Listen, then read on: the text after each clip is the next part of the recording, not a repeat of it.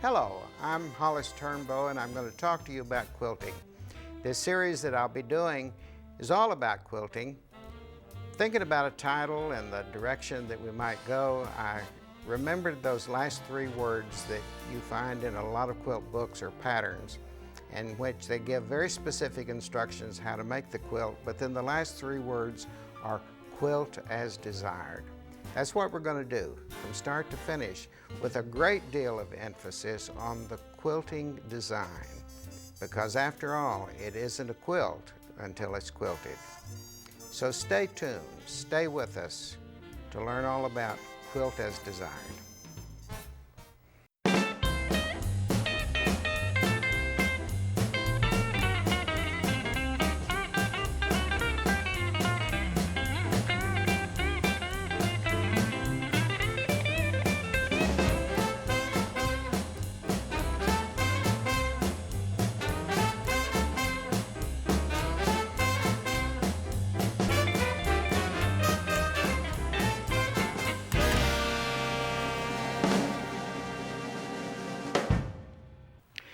Welcome back. I'm excited to start this journey with you about quilt making as I know it, and as I've said earlier, quilt as desired.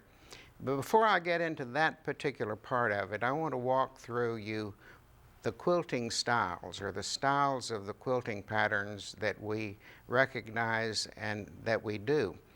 Because in reading the internet and talking to new quilters, I realize that there's a whole body of knowledge, perhaps, that for one reason or the other that they've missed. When I started quilting back in the early 70s, of course, we were just absolutely pushed full of all kinds of very basic information about quilt making. We did sampler quilts that included every style you could conceivably know or have any desire or any knowledge about in quilt making, including those that we would never touch again after we did the initial sample. But I think it's important that we think about those styles, especially in relation to the next decision is, how will I quilt it? And that's going to be the subject of this entire series. While there'll be a lot of techniques discussed and a lot of samples shown, the ultimate goal is that final piece of the quilt making process, and that's how will it be quilted. So that's what we're going to be doing. So what I want to do first is to go through a whole series just as kind of a background to get us started. And then second, I want to talk about that decision making that you'll go through and how will I really quilt it. Because I do strongly believe that as we're doing patchwork or as we're doing applique, there's one little thing that should be going through our minds is, how will I quilt it? Because you might need to make a lot of decisions or change decisions along the way to reach that final goal. So I want to go through some of these things first. Patchwork. Patchwork is just simply cutting and sewing small sections of fabric together to create some kind of a design or create a whole. Here's a basket made basically out of triangles and squares. Here's another one, a very traditional pattern here. Again, a little bit more complicated in its process. But one thing I want to say through all of this is, while there are a lot of decisions that need to be made in the overall process of quilt making, there are really three very basic concepts that we should always keep in mind. I certainly hate to use the word rules, but in this case I am going to use the word rules. Accurate marking, accurate measuring, accurate cutting, and accurate piecing. Once you've mastered those three things, then the sky's the limit. You can do most anything. And I believe that most people, most quilt makers, when they have difficulty along the process, it can all be tracked back to those three things. Something in the marking or the measuring or the cutting or the piecing was not quite right, which means then that the domino effect down the line makes a lot of the process frustrating and difficult. So patchwork, good accurate seams, good cutting, measuring of pieces to assure the accuracy. Here's another piece, the same pattern.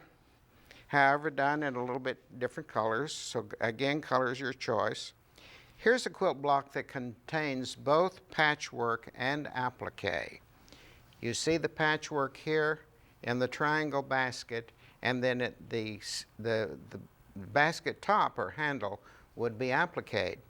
This pattern is interesting in that this is the same one that was used in 1978 when the Postal Service issued a stamp commemorating quilting as folk art. I was involved with that process, and later on in the show I will have a reproduction of that quilt that was done. Here's another pattern that contains both patchwork and applique. A good way to do difficult curved lines rather than piece those in. And then the same pattern here, again in a different color arrangement, almost a positive and negative.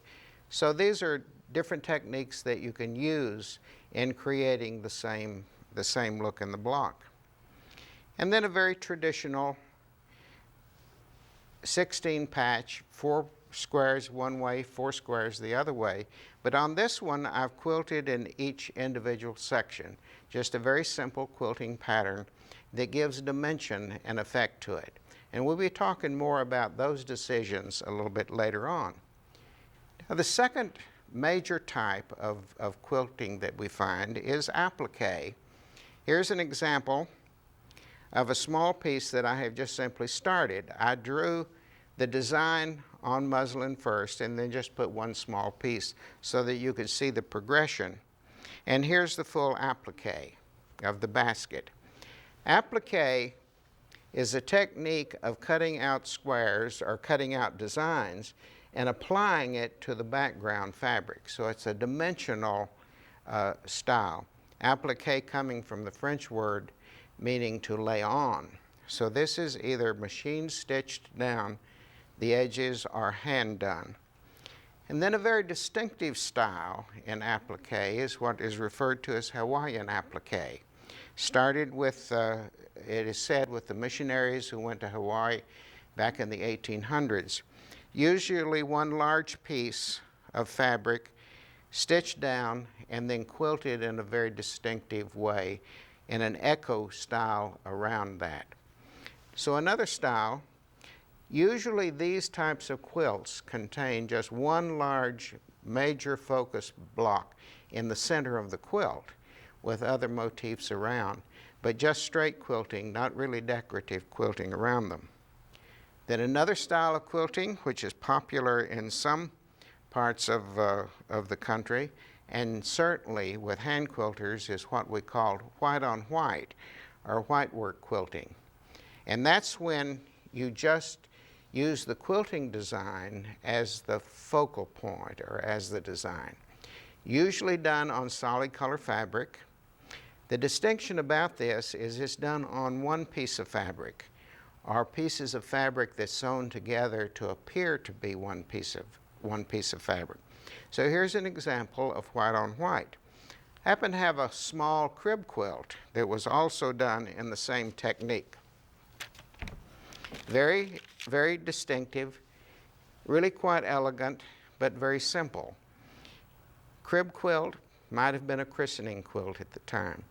But what these styles of quilt making did is shows out the artistry of the quilt maker and the skill. This one is really quite good in that it's being lined up quite perfectly. All the diamonds seem to be even and perfect. So this is a very good example of the style. Then to get into the more exotic types of quilt making, we have something called Trapunto, which is an Italian style. It's dimensional quilt in that you sew channels in the fabric and then you pull thread or yarn through that to give a dimensional effect, and you put stuffing in to give a dimensional effect. Not too popular in our country, but certainly had its glory in Europe at certain times. Another small example of that, which is a combination of just simply stitching white work, and I started stuffing a little bit to give some dimension. Then one style that's distinctively American is what we call Victorian crazy patch. And this was popular late 1800s up to about 1910, 1912. And that was taking all kinds of fabric, putting it together, laying it over each other, and then add decorative quilting or decorative stitches to it. And I have here on the front an original, usually made out of fine satin fabric. Ribbons were added, embroidery was added. These were very popular to just throw over the couch as a direct decorative piece. A lot of times they were made from salesman's samples fabric and dressmaking fabric. You can see the elegance of this, velvet, satin, taffeta. So that's another style which really never attained much popularity. And then, of course, something that's happened quite frequently or currently is something called a rag quilt. Very popular with quilt makers because it was easy.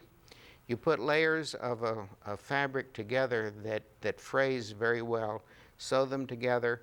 Once you get them sewed, then the total quilt is finished. So rag quilt. But then quilt making can be done in any type of form. You don't have to have perfect geometric shapes. You can make your own shapes. And as long as you're very accurate and very precise in that, you can sew any kind of shape together. And then the quilting adds a little bit of decorativeness to it. Another style that was very popular during the Depression years of the 1930s was called string quilts. And the quilt maker would use all those extra pieces that were left from sides of dressmaking or shirt making to sew them together in new blocks. And that's what you see in this one. Start with a center square, add strips around it to create a larger piece of fabric, and then sew them together.